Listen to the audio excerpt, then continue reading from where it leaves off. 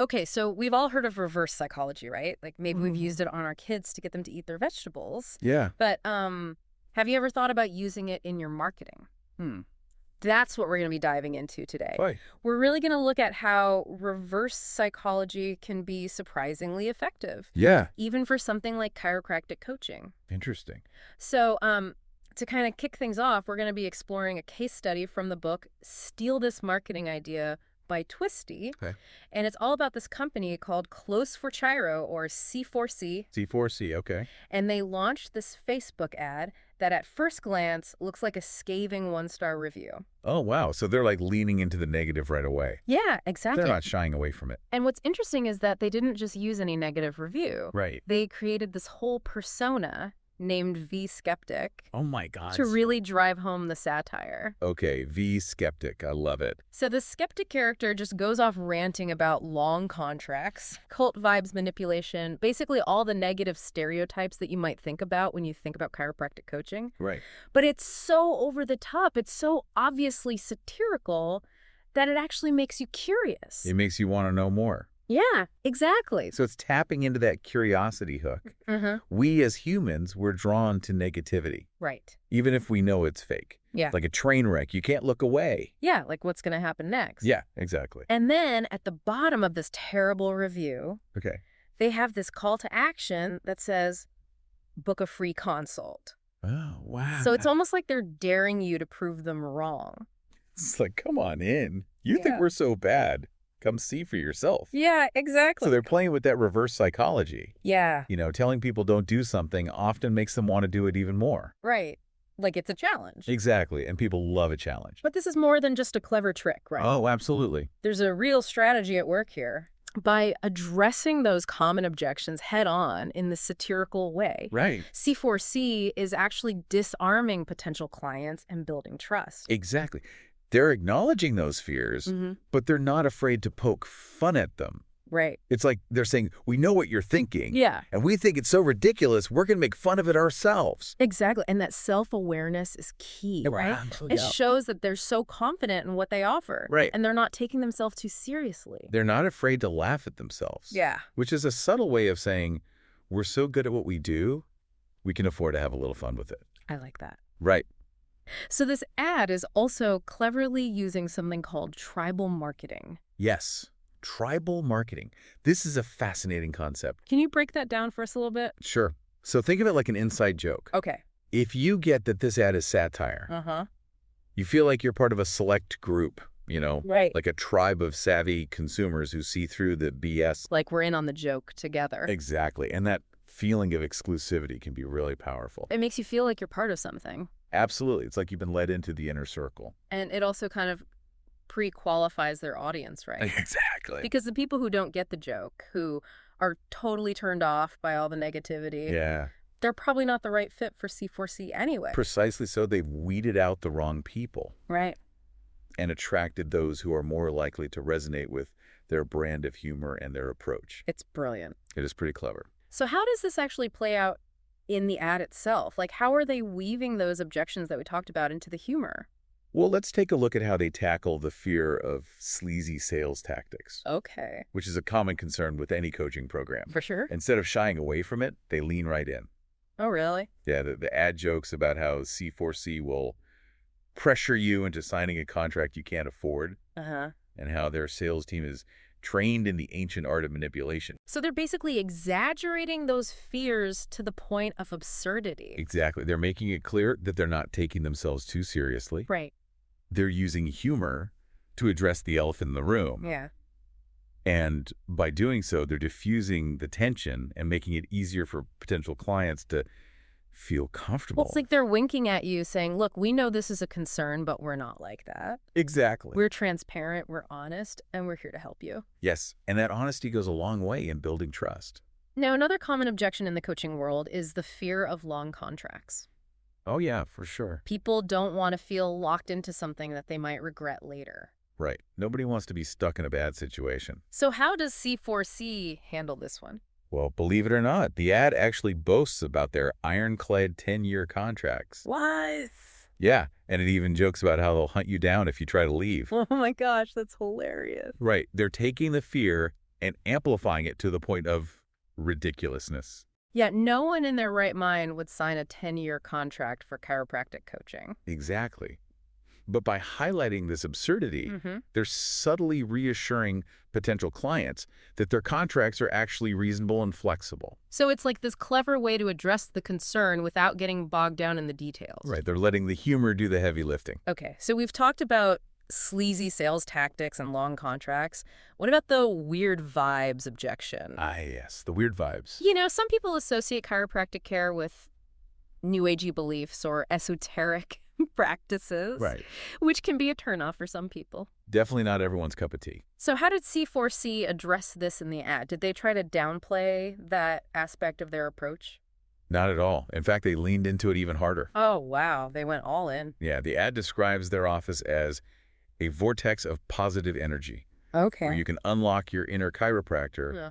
and achieve spiritual enlightenment through spinal adjustments. So they're definitely not shying away from the unconventional. No, they're embracing it, but they're doing it with a wink and a nod. It's like, we know this might sound a little out there, but we're in on the joke. Exactly, and that's what makes this ad so brilliant. Yeah, It's not just funny, it's strategic. right. It's carefully crafted marketing that uses reverse psychology, humor, and self-awareness to disarm objections, build trust, and ultimately attract the right clients. Now, I'm also thinking this ad is designed to be shared and discussed. Oh, absolutely. It's practically engineered to go viral. Like it's meant to spread like wildfire on social media. Precisely, the humor and the controversy are like rocket fuel. Yeah, people will share it because it's funny. They'll comment because they want to be part of the joke. Right, and they'll tag their friends because they want to see their reactions. So they're basically turning their audience into marketers. Exactly. The more people talk about the ad, the more exposure C4C gets. And the more potential clients they reach. It's a brilliant example of how to leverage the power of social media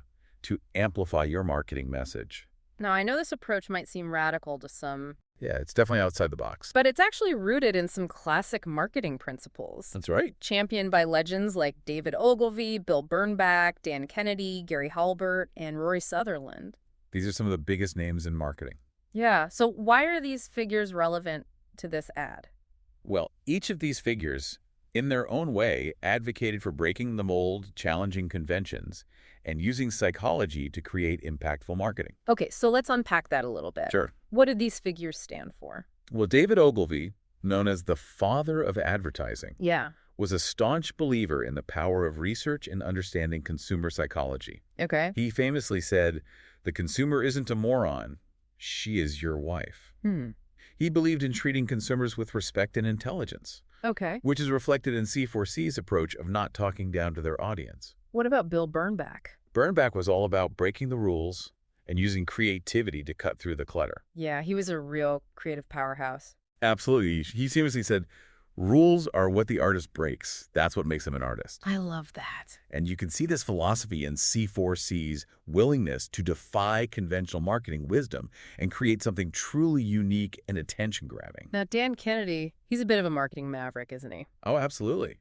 Kennedy is known for his direct response marketing strategies Right. and his belief in the power of polarization. So he's not afraid to ruffle some feathers. Not at all. He's not afraid to offend or alienate some people in order to reach those who truly resonate with his message.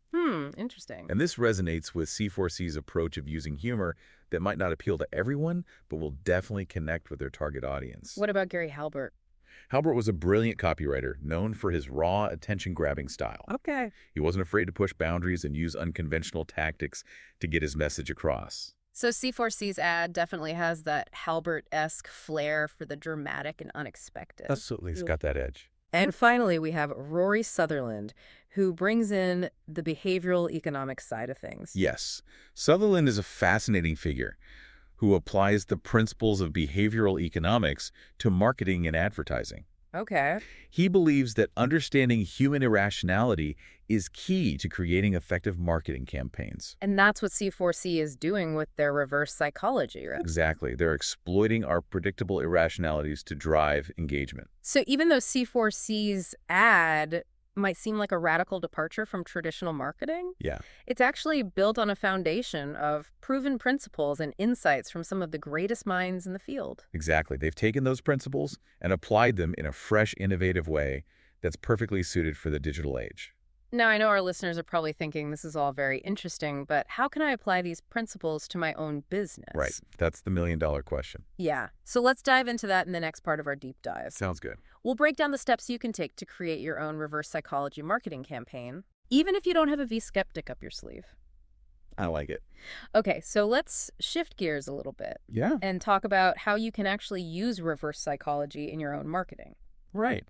I think the CloseforChiro example really highlights how effective it can be, Absolutely. but I'm curious to see how this translates to other industries, other businesses. Yeah, that's a great question. So where do we even begin? Well, the good news is that the underlying principles are pretty universal. Okay. It's all about understanding human psychology Right. and finding creative ways to leverage it. So how do we do that? What's the first step? The first step is to identify the biggest objections to your offer. Okay. And this requires you to really put yourself in the shoes of your most skeptical potential customer. Like, what are their fears? What are their doubts? Right. What are those common misconceptions or negative stereotypes about your industry Yeah. which you need to address head on? I imagine this could be a bit uncomfortable for some people. It can be, yeah. Because no one likes to dwell on the reasons why people might not want to buy from them. Right. It's definitely not the most enjoyable exercise, But it's crucial. but it is absolutely crucial. You need to understand those objections Yeah. in order to effectively counter them. Okay, so let's say we've identified those objections. Okay. What's next? Do we just ignore them and hope they go away? Absolutely not. That's the worst thing you can do. Okay. Ignoring objections only makes them grow stronger. So we have to address them. We have to address them head on. But how? This is where the fun begins. Okay. Once you've identified the objections, it's time to flip the script Okay. and turn them into satire.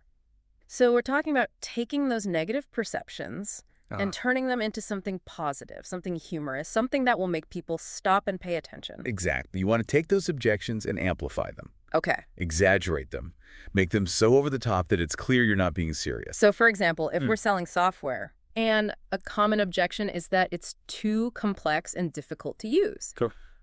we might create an ad that says something like, warning, our software is so advanced, it requires a PhD in rocket science to operate. That's a great example. Right. You're taking the fear of the objection and you're turning it into a joke. Yeah. And by doing so, you're disarming potential customers Right. and making them more likely to consider your offer. It's like you're saying, we know this is a concern, Yeah. but we're so confident in our product Uh-huh.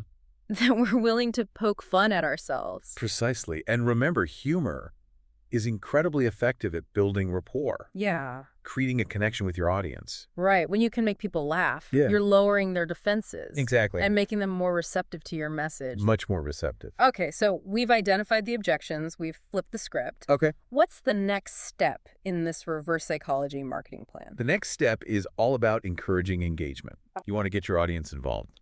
Get them talking. Get them sharing. So how do we do that? Well, you can certainly hope that people will start commenting and sharing your content organically. Uh-huh. But it's always better to be proactive. Okay. Ask your audience questions. Yeah. Run polls.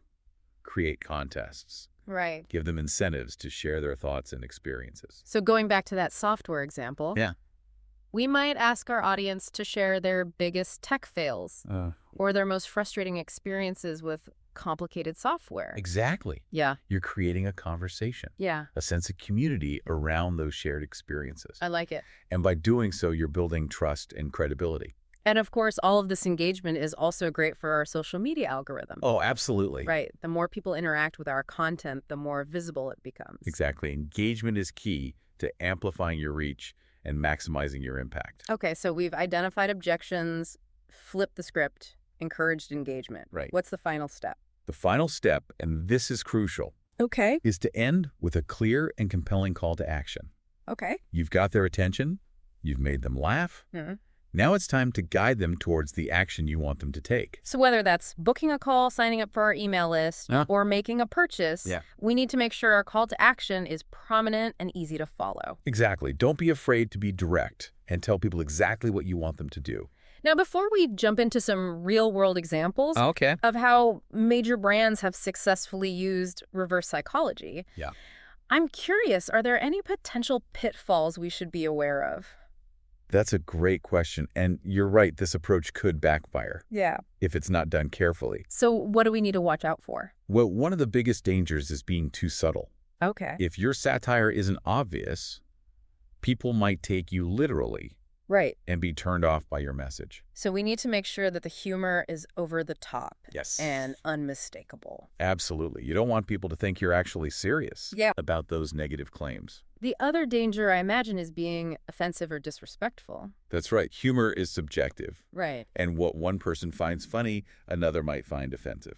So it's important to know our audience Absolutely. and make sure the humor is aligned with their sensibilities. You don't want to alienate your target market Right. by using humor that's inappropriate or insensitive. So to recap, the key to using reverse psychology effectively is to Identify the objections, flip the script, encourage engagement, and end with a clear call to action. and of course, always be mindful of your audience Always. and make sure the humor is appropriate and aligned with your brand. Your brand and your message. Now, I think it would be really helpful to see how these principles have been applied in the real world. Yeah, I agree. Can you share some examples of companies that have successfully used reverse psychology in their marketing? Absolutely. Let's start with the classic example. Avis, the car rental company. Ah, yes. Avis, they were struggling to compete with Hertz. Yeah, the industry leader at the time. So what did they do? Well, they didn't try to outspend Hertz on advertising, Okay. and they didn't try to copy their marketing strategies. So what did they do? They did something much more clever. Okay. They embraced their underdog status Hmm? and launched a campaign with the tagline, "We're number 2, we try harder." Wait, they admitted to being number 2? They did. That seems counterintuitive. Wouldn't that make people less likely to choose them? On the surface, yes. Yeah. But think about the psychology at play here. Okay. By admitting their weakness, they're actually disarming potential customers Okay. and creating a sense of empathy. It's like they're saying, we know we're not perfect, Yeah. but we're working hard to earn your business. Exactly. And it implicitly suggests that Hertz being at the top might be getting complacent. Right. Like that saying, the hungry dog runs faster. So Avis used reverse psychology to turn their weakness into a strength. They Exactly. acknowledged their second place position, but they framed it in a way that made them seem more relatable. More human. Yeah. And ultimately more appealing to customers. And it worked. It did. The campaign helped Avis significantly increase its market share Yeah. and solidify its position as a major player in the car rental industry. It's a fantastic example of how a seemingly counterintuitive approach Yeah. can yield incredible results. Okay, so let's fast forward a few decades Okay. and look at another brilliant example of reverse psychology in action. Right. Apple's iconic Get a Mac campaign. Oh, yes. The Mac versus PC ads. I remember those ads so vividly. They were classics. They were simple, clever, and incredibly effective. They perfectly captured the cultural zeitgeist of the early 2000s. Yeah. When Apple was still the underdog in the personal computer market. So how did they use reverse psychology in those ads? Well, they created 2 distinct personas. Okay. Justin Long, all cool and casual, representing the Mac. Right. And John Hodgman as the stuffy prone to crashing PC. And through a series of humorous vignettes, Oh, okay. they subtly highlighted the advantages of Macs without ever explicitly saying PCs are bad. It was more like they were letting the PCs self-destruct on screen, Exactly. highlighting their flaws through humor rather than direct attacks. Right. And that's what made the campaign so effective. Yeah. They weren't being negative or aggressive. They were just being themselves. Cool, confident, a little bit cheeky. Exactly. And it worked. Everybody was talking about those ads. They were everywhere. And Mac started flying off the shelves. It's a testament to the power of humor and subtle persuasion. So they didn't need to bash the competition. Right. They just needed to showcase their own strengths in a way that was relatable and entertaining. Precisely. All right, let's jump ahead to a more recent example. Okay. Bud Light's Dilly Dilly campaign. Yes. Dilly did. This was a masterclass in creating a shareable meme that does the marketing for you. Absolutely. This campaign launched during the 2017 Super Bowl. Was an instant viral sensation. The medieval setting, the absurd chant, Yeah. the gentle mockery of craft beer snobs, Right. it all came together to create this cultural phenomenon. It was brilliant. And it was so effective because it wasn't aggressive or mean-spirited. Yeah. It was just fun and silly, and people loved being in on the joke. It positioned Bud Light as the beer for the people. the Okay. everyman's drink, without directly attacking the competition. They weren't saying our beer is better than yours. All right. They were saying our beer is fun, it's inclusive, it's something you can enjoy with your friends. Exactly. It was a brilliant use of reverse psychology Yeah. to tap into that desire for belonging and shared experience. Okay, let's shift gears again Okay. and look at an example that's all about simplicity and directness. Right. Wendy's Where's the Beef campaign from 1984. Where's the beef? Classic. 3 words that launched 1,000 memes. It was brilliant. That little old lady demanding to know where the beef was? Yeah. It was genius. It was a direct shot at McDonald's and Burger King. Implying that their burgers were all bun and no substance. Yeah. But they never had to explicitly name them. It was just this catchy, memorable phrase that everyone started using. Right. And it completely shifted the conversation about burger quality. It's a masterclass in using a simple, powerful message Yeah. to highlight your competitive advantage. And it taps into that fundamental principle of reverse psychology by pointing out a perceived flaw in the competition. Right. You're subtly suggesting that you don't have that flaw. Exactly. So Wendy's didn't have to brag about the size of their burgers. Nope. They just had to ask, where's the beef? Yeah. And let consumers draw their own conclusions. And it was a brilliant move. It was. The campaign was a massive success. Yeah. Boosting Wendy's sales and cementing their reputation for having juicy, beefy burgers. Okay, let's jump into the digital age with a company that took a completely different approach to reverse psychology. Okay, sounds good.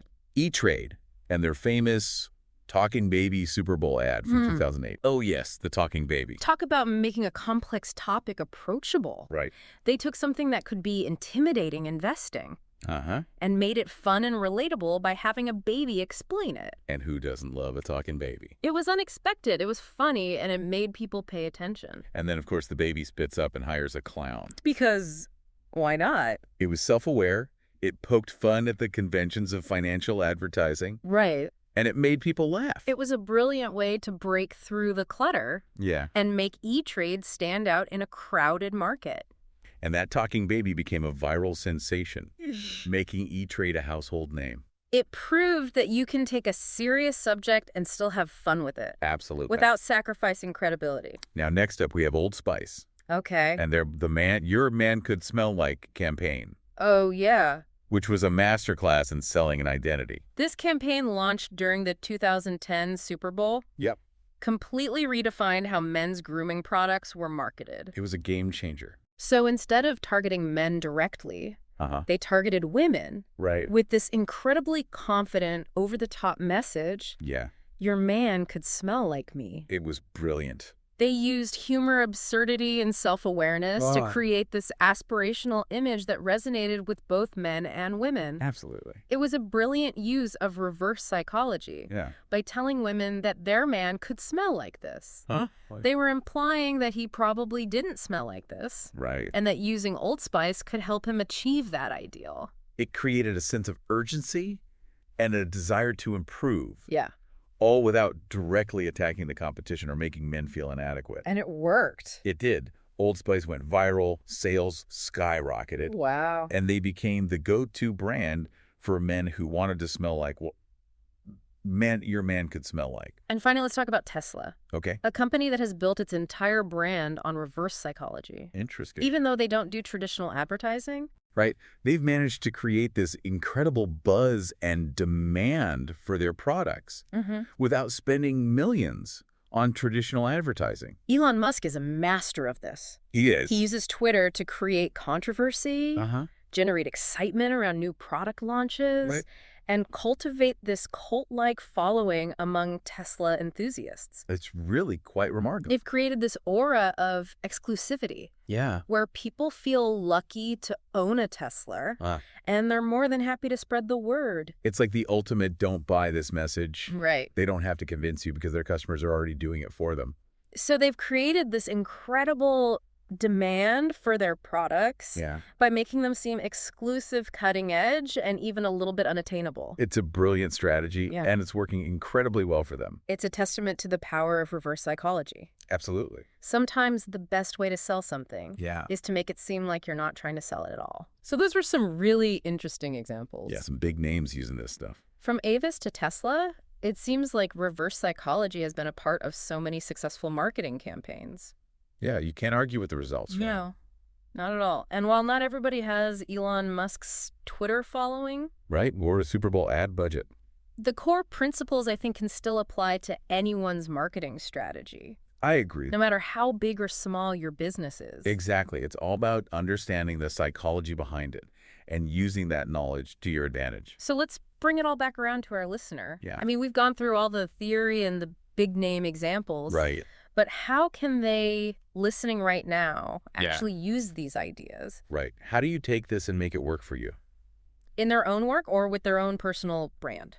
Well, the first step, like we talked about before, is to identify those common objections. Right.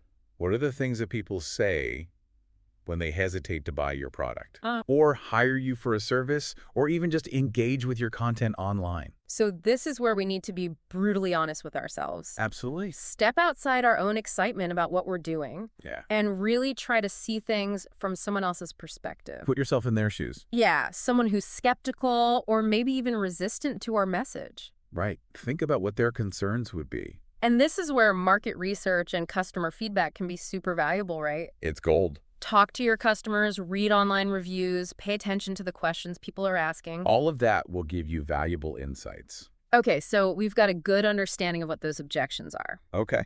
Now, how do we start flipping the script? This is where you get to be creative. Okay. There's no one right answer, Uh-huh. but here's an idea. Okay. What if you wrote a blog post called 5 Reasons You Should Not Work With Me? I like that. Or what about a social media campaign that pokes fun at the downsides of your product? Yeah. Exaggerate the potential negatives in a playful way. So it's not about hiding those objections, it's about leaning into them. Exactly. But you're doing it with a wink. Right. Like you're in on the joke. And that helps to create trust and transparency. It does. Because it shows that you're not afraid to acknowledge those potential drawbacks. Right. Because you're so confident that the benefits far outweigh them. Now, one thing we've seen a lot of in these examples Yeah. is the power of humor. Absolutely. It seems like a lot of the most effective reverse psychology campaigns are the ones that can make people laugh. Humor is disarming. You know, Right. it creates a connection. Right. It lowers people's defenses and makes them more open to new ideas. And when you can make somebody laugh, Yeah. you're building this positive association with your brand. Absolutely. But humor can be tricky, right? It can be. What's funny to one person might be totally offensive to someone else. Yeah. You have to be careful. So how do we make sure we're using humor effectively? Well, first and foremost, know your audience. Okay. What kind of humor will they respond to? Right. What's their sense of humor? Exactly. And also be mindful of the broader cultural context. Right, because what might have been funny a few years ago Yeah. could be totally inappropriate today. Things change quickly, so you have to stay informed. Okay, so to sum it all up, Go.